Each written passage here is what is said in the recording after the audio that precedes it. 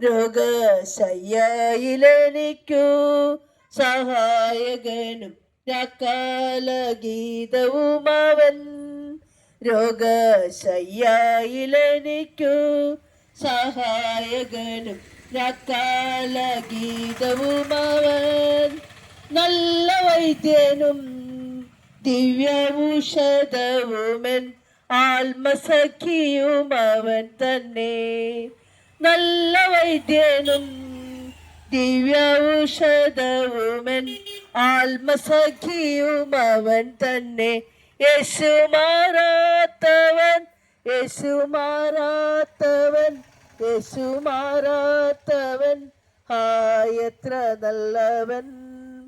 ഇന്നുമെന്നും കൂടെയുള്ളവൻ, യേശു മാറാത്തവൻ, യേശു മാറാത്തവൻ, യേശു മാറാത്തവൻ, എത്ര നല്ലവൻ. ഇന്നുമെന്നും കൂടെയുള്ളവൻ. അതെ, യേശു മാറാത്തവനായി നമ്മോട് കൂടെയുള്ളവനാണ്. യേശു ക്രിസ്തു ആരാണ്? യേശു ക്രിസ്തു എന്തിനാണ് ഈ ഭൂമിയിൽ വന്നത്?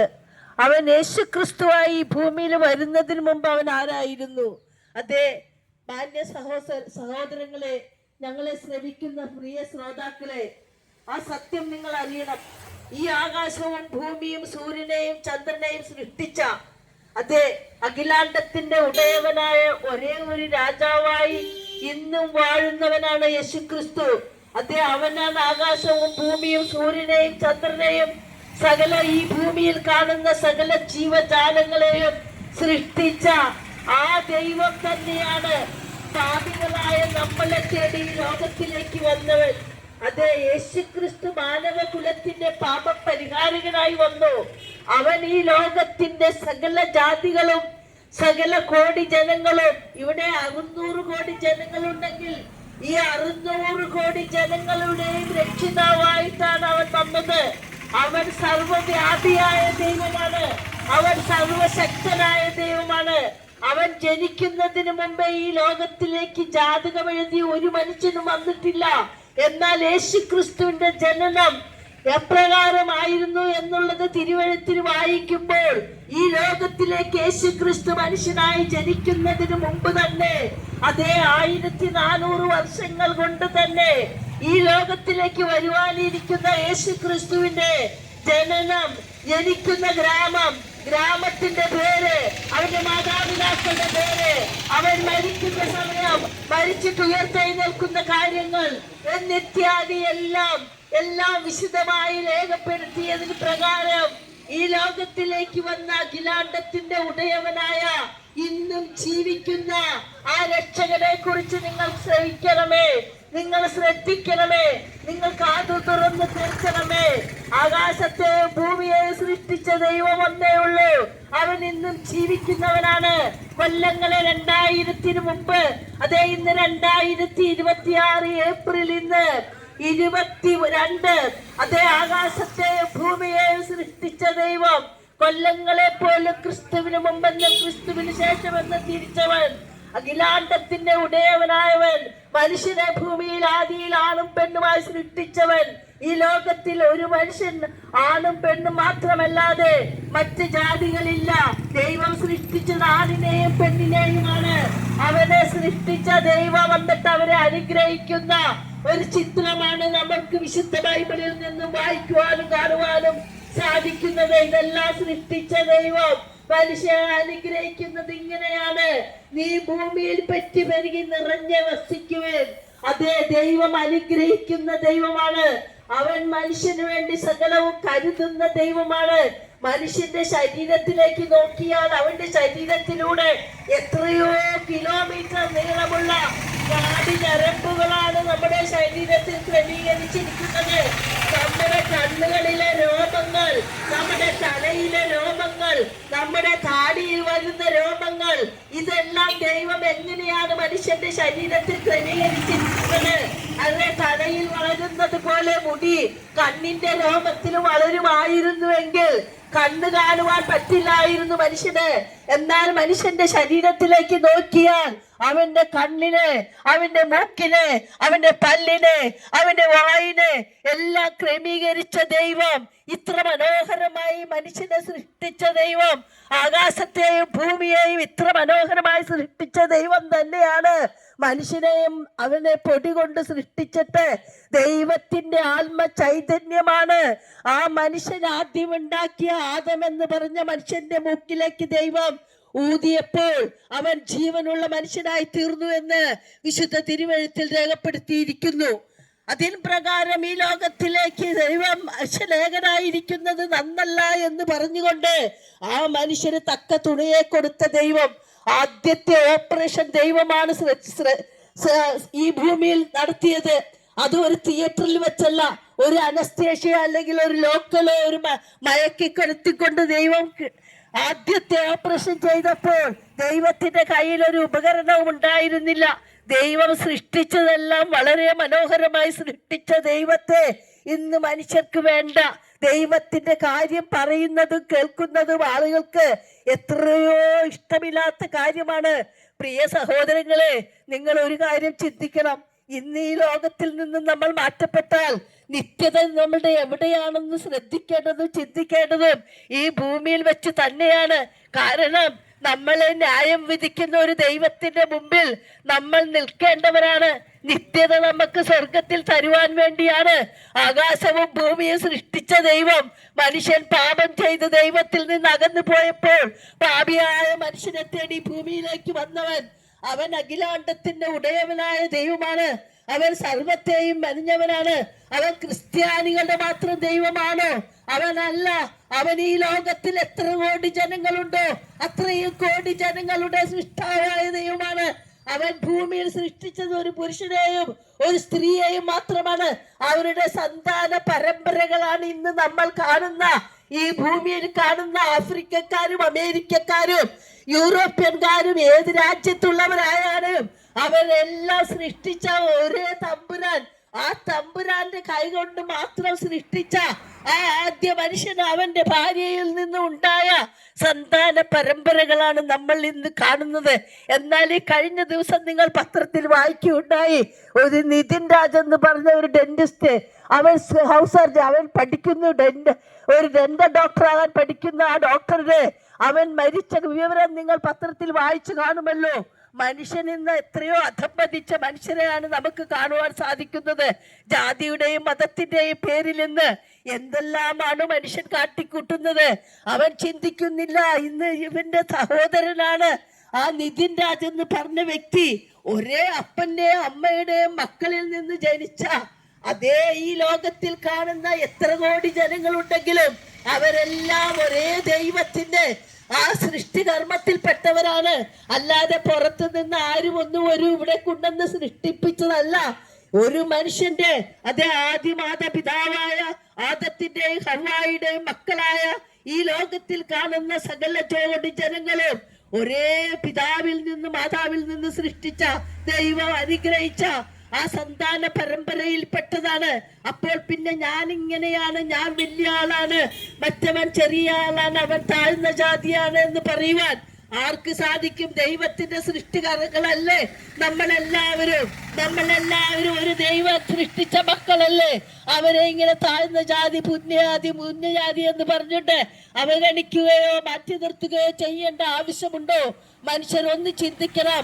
ഇന്ന് മരിച്ചാൽ, ഞാൻ മരിച്ചാലും, ഇത് കോടിപതി മരിച്ചാലും, എത്രയോ വലിയ ഉന്നത സ്ഥാനത്തിരിക്കുന്നവൻ മരിച്ചാലും മരിച്ചവരുടെ എല്ലാ ആത്മാവ് ചേരുന്നത് ആ സൃഷ്ടിച്ച സൃഷ്ടാവിന്റെ അടുത്തേക്കാണ്. അവൻ നമ്മൾ ഈ ഭൂമിയിലായിരിക്കുമ്പോൾ നന്മ ചെയ്യുന്നവൻ നന്മയ്ക്കായിട്ടും തിന്മ ചെയ്യുന്നവൻ നിത്യനരകത്തിനായിട്ടും നീതിമാനായ ദൈവത്തിന്റെ ന്യായാസനത്തിന്റെ മുമ്പിൽ നിൽക്കേണ്ടവരാണ്. അതുകൊണ്ട് നമ്മൾക്കാർക്കും അഹങ്കരിക്കാൻ ഒന്നുമില്ല. ഇന്ന് ഈ ലോകത്തിൽ നിന്ന് എത്ര കോടിപതിയാണെന്ന് പറഞ്ഞാലും, ഈ കാണുന്ന ഭൂമിയും എല്ലാം എന്റേതാണെന്ന് പറഞ്ഞാലും, എന്റെ ആത്മാവിനെ ദൈവം ഇന്നത്തേക്ക് മുഴുവനും നിയമിച്ചില്ലെങ്കിൽ, നിശ്ചയിച്ചിട്ടില്ലെങ്കിൽ, ഞാൻ ഇവിടെ കിടന്ന് അല്ലെങ്കിൽ ഒരു ആക്സിഡന്റിലോ ഒരു യാത്രയിലോ ഒരു വാഹനത്തിൽപ്പെട്ടോ എങ്ങനെയും മരിക്കാം. മരിച്ചു കഴിഞ്ഞതിന് ശേഷം ദൈവം തന്ന ആത്മാവ്, ദൈവത്തിന്റെ അടുത്തേക്ക് ചെല്ലും. ആ ദൈവം ന്യായം വിധിക്കുന്ന ദൈവമാണ്. നമ്മൾ ഇങ്ങോട്ട് എങ്ങനെയെങ്കിലും ജീവിച്ചിട്ട് ഇവിടെ എന്ത് ദൈവം, ഈ ലോകത്തിൽ തന്നെയല്ലേ സ്വർഗവും ഭൂമിയും നരകവും എല്ലാം എന്ന് പറയുന്ന മാന്യ വ്യക്തികളോട് ഞങ്ങൾക്കൊന്നേ പറയുവാനുള്ളൂ.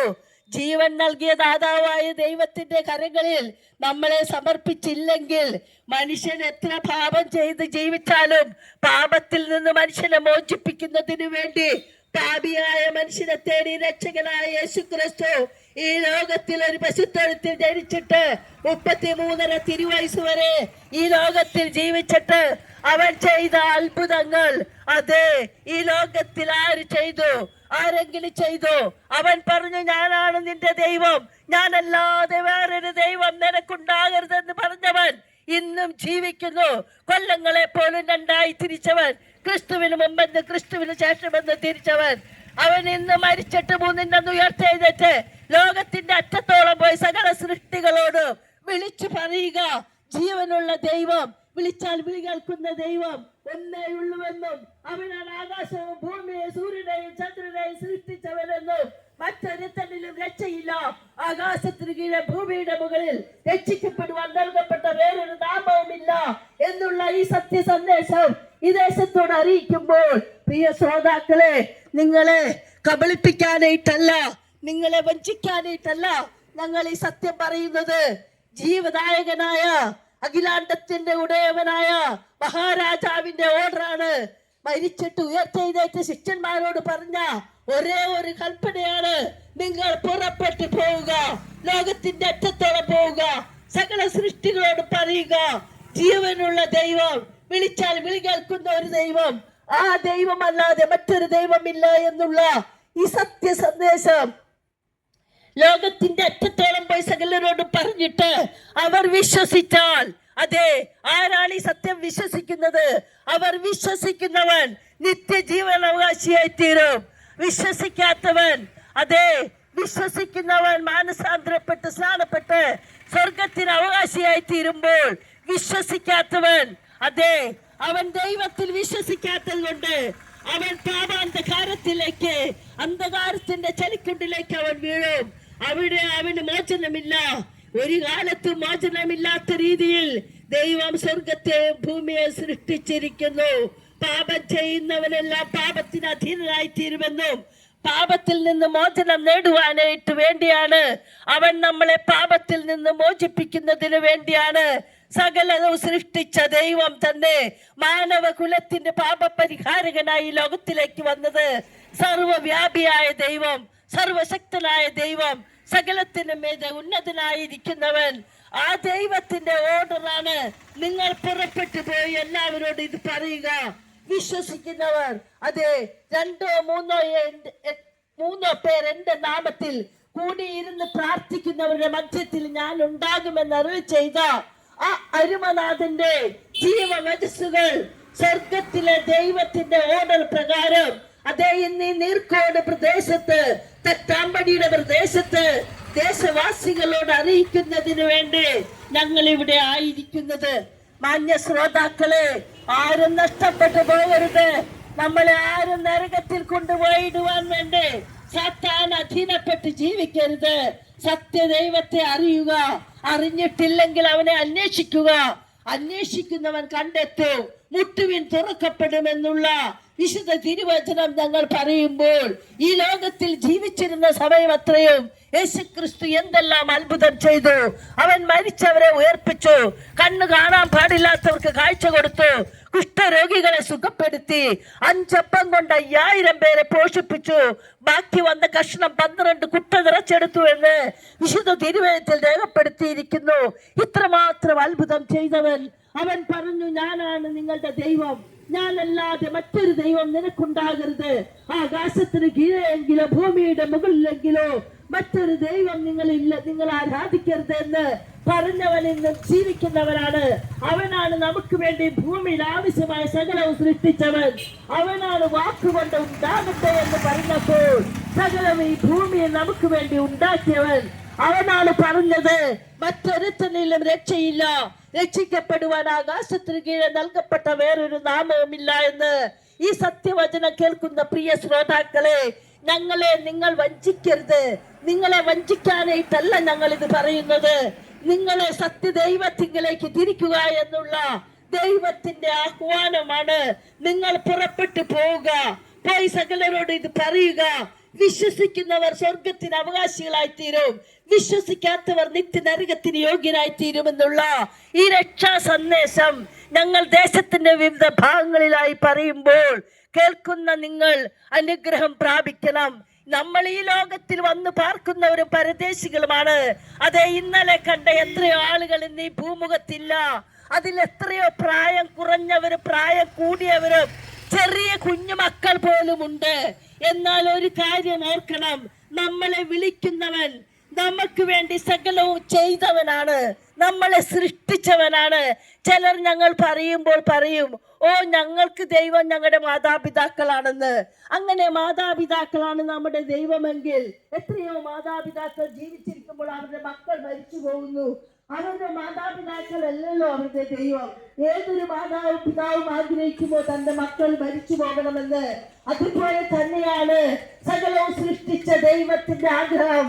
നമ്മളെല്ലാവരും സ്വർഗരാജ്യത്തിന് അവകാശിയായി തീരണം. നമ്മളെല്ലാവരും നിത്യനായ ദൈവത്തെ ആരാധിക്കുന്ന മക്കളായി തീരണം. സാത്താന് അടിമപ്പെട്ട് ജീവിക്കുകയല്ല, ജീവനുള്ള ദൈവത്തിലേക്ക് തിരിയണം. യേശുവേ, പാപിയായ എന്നോട് കരുണ തോന്നണമേ എന്ന് പ്രാർത്ഥിച്ചാൽ നിലവിളി കേൾക്കുന്ന ദൈവം, കണ്ണുനീരൊപ്പുന്ന ദൈവം, ഞാൻ നിന്നെ ആശ്വസിപ്പിക്കാമെന്ന് ഒരേ ഒരു ദൈവമേ പറഞ്ഞുള്ളൂ. അതേ, അധ്വാനിക്കുന്നവരും ഭാരം ചുമക്കുന്നവരുമായുള്ളവരെ എന്റെ അടുത്ത് വരുവേൻ, ഞാൻ നിങ്ങളെ ആശ്വസിപ്പിക്കാം എന്ന് പറഞ്ഞ ദൈവം നമ്മളെ ആശ്വസിപ്പിക്കാൻ മതിയായവനാണ്. പെറ്റമ്മ നിന്നെ മറന്നാലും ഞാൻ നിന്നെ മറക്കയില്ല എന്ന് പറഞ്ഞ ദൈവം, അവൻ വലിയ ദൈവമാണ്. അവൻ അഖിലാണ്ടത്തിന്റെ ഉടയവനായവനാണ്. അവൻ പെറ്റതള്ള ഇന്നിപ്പോ എത്രയോ കുടുംബങ്ങളിൽ നമുക്ക് കാണുവാനും കേൾക്കുവാനും പത്രത്തിലൂടെ വായിക്കുവാനും സാധിക്കും.